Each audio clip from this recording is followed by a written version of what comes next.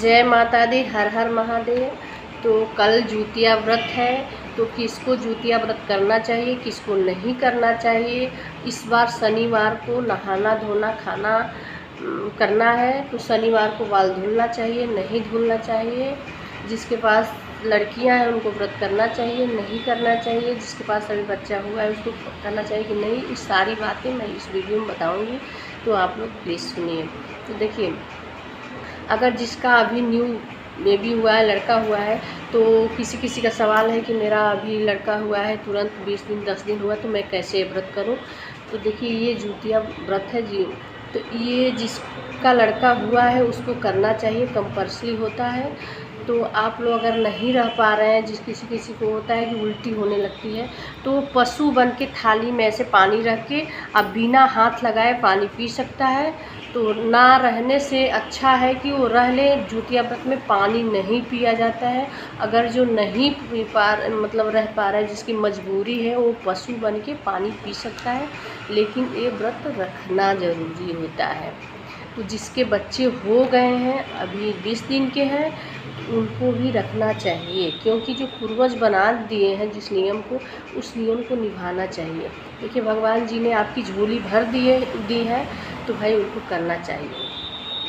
तो जीवित पुत्र का व्रत है, तो इस दिन मतलब जितने जीवित है, किसी के पुत्र को मारना नहीं चाहिए। तो कोई कहे कि मच्छर है मक्खी है तो मर जाता है, तो कोशिश करें बचाएं कि अपने हाथ से किसी का मतलब कोई मरे नहीं, कोई मक्खी मच्छर जो भी हो, किसी का नुकसान ना हो। यही है कि सबको जीवन दान दिया जाता है। जीवित पुत्रिका का मतलब ये हुआ। तो जिसके छोटे बच्चे हैं वो भी व्रत रह सकता है, रहना चाहिए। अगर जो नहीं रह पा रहा है, तो पशु जैसा थाली में पानी रख के बिना हाथ लगाए पानी पी सकता है। तो ना रहने से तो अच्छा है मतलब रह ले। तो इस व्रत में अन्न नहीं खाना चाहिए। अगर भगवान जी ने आपकी झोली भरी है, अगर बच्चा 20 दिन का भी है, तो आप रह सकते हैं। अच्छा, कोई ये किसी का सवाल होता है कि जिसके पास लड़के नहीं लड़कियां हैं, तो रह लेंगे कि व्रत रहेंगे कि नहीं। तो ये पहले का दौर कुछ और था, अब का दौर कुछ और है। तो कोई एक ही बच्चा रख रहा है, लड़का या लड़की। तो पहले के ज़माने में तो सिर्फ लड़कों के लिए रखा जाता था, लड़कियों के लिए नहीं। लेकिन अब है कि लड़का लड़की में कोई अंतर नहीं है, लड़का चाहे लड़की एक लोग रख रहे हैं। तो इस व्रत को आप कर सकते हैं, लड़की हो या लड़का, आप लोग ये व्रत कर सकते हैं। जिसके पास एक ही बच्चा है उसका तो सब कुछ वही है, तो लड़कियों के लिए भी व्रत कर सकते हैं। अच्छा, ये भी कोई पूछ रहा है, किसी का सवाल है कि प्रेगनेंसी में व्रत रखें कि नहीं, लड़का है या लड़की। तो जो हो जाता है उसके लिए व्रत है। पेट में क्या है क्या नहीं है अगर मालूम भी चल गया, तो ये मान्य नहीं है। जब हो जाए, धरती पे आ जाए, तब की मान्यता है कि वो रख सकता है। पेट में का कोई नहीं है कि आप पेट में बच्चा है तो आप मन्नत करिए कि हाँ मेरा अच्छे से हो जाए तो मैं अगले साल रखूँगा। अच्छा, कोई करे कि मेरा छोटा बच्चा है तो मैं अगली साल रहूँ, मेरे घर वाले कह रहे हैं कि इस साल ना रहो, अगली साल रहो।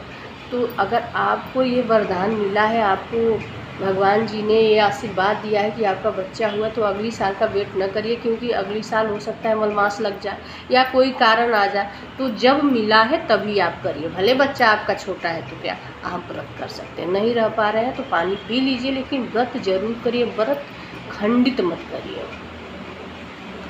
तो ये 4-5 क्वेश्चन था कि और पूछ रहे हैं लोग कि शनिवार के दिन, इस बार शनिवार के दिन बाल धोना आया है, खाना पीना, तो शनिवार के दिन बाल धोएंगे कि नहीं।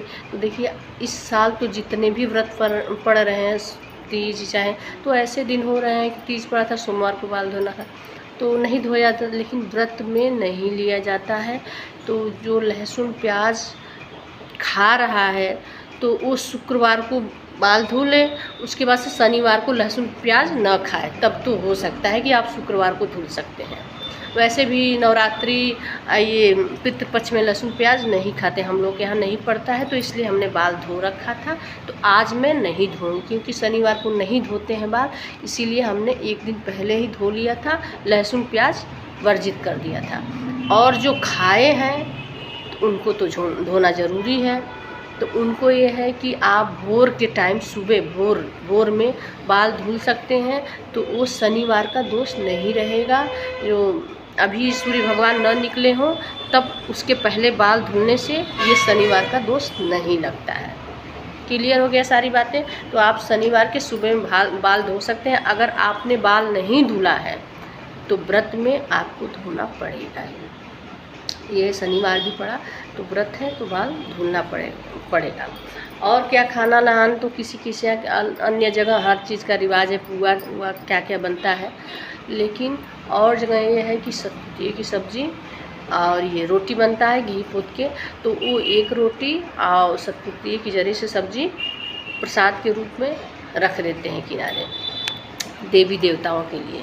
और उसको जिसकी सास है तो वो तो नहीं घोटेगा, वो सत्तू मतलब घोटेगा सत्तूतिया जो खड़ा, और जिसकी सास नहीं है वो तो घोटेगा, और जिसकी सास है वो सब्ज़ी में डाल के उसको खाएगा, सब्ज़ी के जैसे रोटी मिला के, मतलब मुंह में जाना चाहिए, पेट में जाना चाहिए। और जिसकी सास है वो तो घोटेगा, उसको कूचना नहीं है, और जिसकी है वो सब्ज़ी के जैसा खा सकता है।